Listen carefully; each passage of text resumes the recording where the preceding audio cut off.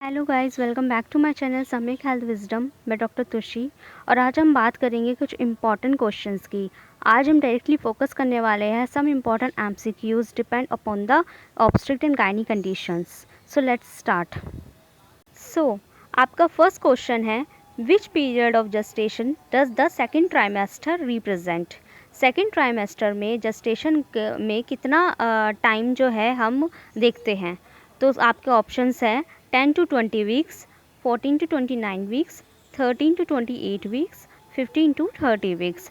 तो देखिए आपका आंसर है 13 to 28 वीक्स। एक्चुअली जो ट्राइमेस्टर होता है it's a period of 3 months during the pregnancy. Her trimester में 3 मंथ्स का जो टाइम है वो लगता है। फुल ट्राइमेस्टर का जो एवरेज माना गया है वो 40 वीक्स का माना गया है, बट कुछ कॉम्प्लिकेशंस और कंडीशन के अकॉर्डिंग वेरिएशंस आ जाते हैं टाइमिंग में। कभी कभी 37 to 42 वीक्स का वेरिएशन आ जाता है। अब जो ईच ट्राइमेस्टर होता है वो आपका 12 to 14 वीक का होता है। तो सेकेंड ट्राइमेस्टर हुआ आपका 12 to 14 वीक्स, जो कि जो फर्स्ट ट्राइमेस्टर है वो आपका 1 to 12 वीक का होगा। नेक्स्ट क्वेश्चन है, physical changes during the puberty. तो यहाँ पे प्यूबर्टी के दौरान फिजिकल चेंजेस, बॉडी में कौन कौन से चेंजेस एक गर्ल के अंदर देखने को मिलते हैं। गाइस, जो प्यूबर्टी होती है वो जो एवरेज टाइम माने गए हैं वो 11 ईयर ऑफ एज का माना गया है एक गर्ल के अंदर।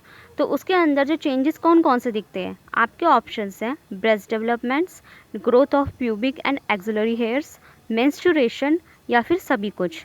तो आपका आंसर है डी, ऑल, सब कुछ। तो एक प्यूबर्टी एज में एक गर्ल के अंदर minor breast developments, growth of pubic hairs and axillary hairs और मैंचुरेशंस होते हैं।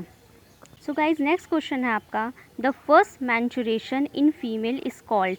एक फीमेल के अंदर जब वो फर्स्ट मैंचुरेशन को एक्सपीरियंस करती है अपनी लाइफ में तो उसको क्या कहते हैं। आपके ऑप्शन है menarche, menopause, dysmenorrhea, amenorrhoea.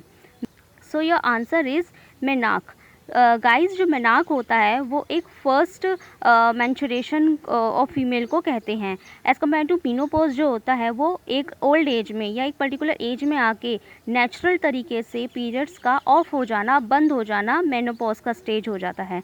Dysmenorrhoea होते हैं menstrual cramps and severe pelvic pain, और एमेनोरिया होता है no menses due to any underlying disease. Okay, किसी भी बीमारी की वजह से अगर मेंसेस में प्रॉब्लम आ जाए और वो बंद हो जाए तो वो आपका एमेनोरिया होता है। तो answer is A, menarche. So guys, next question है, which of the following are recognised cause of intrauterine growth restrictions, IUGR। Guys, ये जो होता है इसमें यूट्रस के अंदर ही जो बेबी का ग्रोथ है वो रिस्ट्रिक्ट होने लगता है ड्यू टू एनी कॉज। तो आपके ऑप्शन हैं हाइपरकैप्निया, हाइपरटेंशन, डायबिटीज़, हाइपरकोलेस्ट्रोलीमिया। तो गाइज, इसका आंसर आपके दो हैं, इट्स अ ट्रिक क्वेश्चन, और इसके आंसर है B, hypertension, and C, diabetes. जो दोनों ही आंसर राइट है। हाइपरकैप्निया होता है increasing of the carbon dioxide in the body, तो वो उसका कॉज नहीं है। जबकि हाइपरटेंशन और जो डायबिटीज़ का अगर पेशेंट को कॉम्प्लिकेशन है तो उसका इंट्रायूट्राइन ग्रोथ रिस्ट्रिक्शन होने के हाईली चांसेस होते हैं।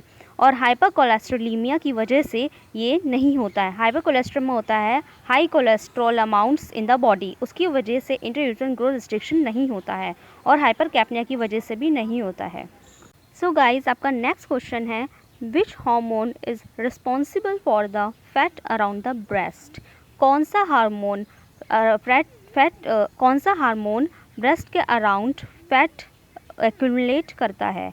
Your options are estrogen, progesterone, FSH and testosterone. तो आंसर है आपका ईस्ट्रोजन। ईस्ट्रोजन जो होता है वो रिस्पॉन्सिबल होता है फैट एक्यूमुलेशन के around the breast during the pregnancy timings and during the normal puberty. Next question है, which of the following are causes of postpartum haemorrhage. Guys, जो पोस्टपार्टम हैमरेज होता है वो एक्सेसिव ब्लीडिंग होता है आफ्टर द चाइल्ड बर्थ।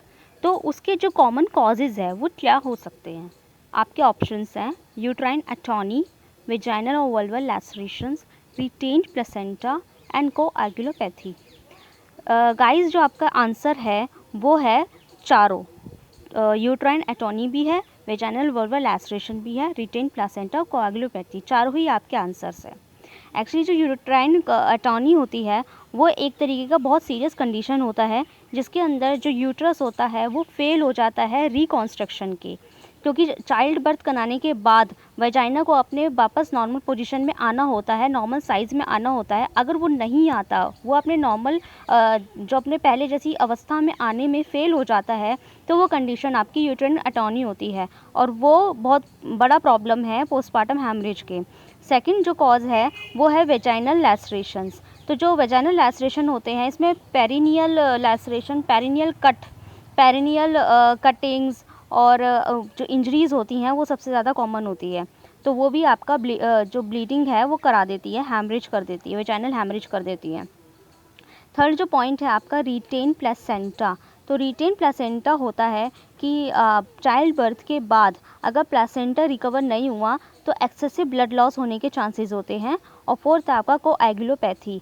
कोएगुलोपैथी होती है कि जब चाइल्ड बर्थ के दौरान एक्सेसिव ब्लीडिंग अगर हो जाए और वो रिकवर ना हो और वहीं पे क्लॉटिंग्स बनने लगता है, तो वो भी कॉज होता है आपका पोस्टपार्टम हैमरेज का। तो ये चारों ही आपके आंसर हैं।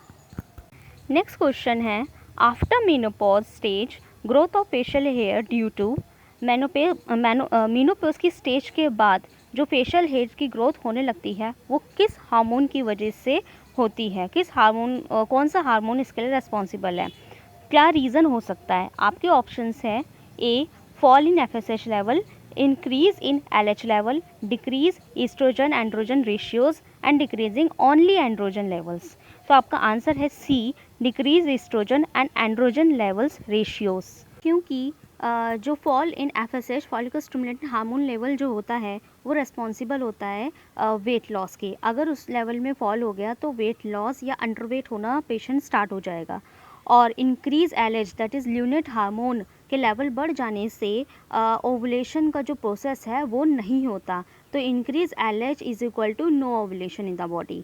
और जो डी है डिक्रीज एंड्रोजन लेवल, वो अगर वो वाला हार्मोन डिक्रीज़ हो जाए तो आपके लिबाइडो या जो डिज़ायर्स होती है, इंटरेस्ट होता है और जो पैशनेट डिज़ायर्स होती है उन सब को कम कर देगा। तो आपका आंसर है C. And the last question is what is the most common cause of postpartum haemorrhage. अभी जो मैंने क्वेश्चन किया था सिक्स्थ क्वेश्चन वो था आपका what are the common causes. हमने सारे कॉजेज़ की बात करी थी, पर इस क्वेश्चन में पूछा गया है कि सबसे मोस्ट कॉमन कॉज कौन सा है पोस्टपार्टम हैमरेज का। ऑप्शंस है आपके retain placenta, uterine atony, uterine rupture और laceration and last vulvar and vaginal lacerations. Okay, तो आपका आंसर है यूट्राइन एटोनी। मैंने भी सिक्स क्वेश्चन में बताया था कि यूट्राइन एटोनी जो होती है वो होता है कि आफ्टर द चाइल्ड बर्थ आपका यूट्रीन जो है वो वापस से अपनी पहले जैसी अवस्था में आने में, पहले जैसे साइज़ का होने में जो है वो फेल हो जाता है। उसकी वजह से हाई चांसेस होते हैं पोस्टपार्टम हैमरेज। और ये वाली कॉजेज़ जो है मोस्ट कॉमन कॉजेज़ है, ये सबसे ज़्यादा देखने को मिलता है। सो गाइज़, ये थे कुछ important question regard gynae and obstetric conditions. I hope कि आपको क्वेश्चंस, उनके ऑप्शंस, उनके आंसर्स एंड उनके पीछे के जो रीज़न्स है, डिटेल्स है, वो एक्सप्लेनेशंस आपको अच्छे से क्लियर हो गए होंगे। तो मैं ऐसे ही आगे भी इस टाइप की ही वीडियोस लाती रहूँगी, अलग अलग सब्जेक्ट्स के अकॉर्डिंग भी और मिक्स भी।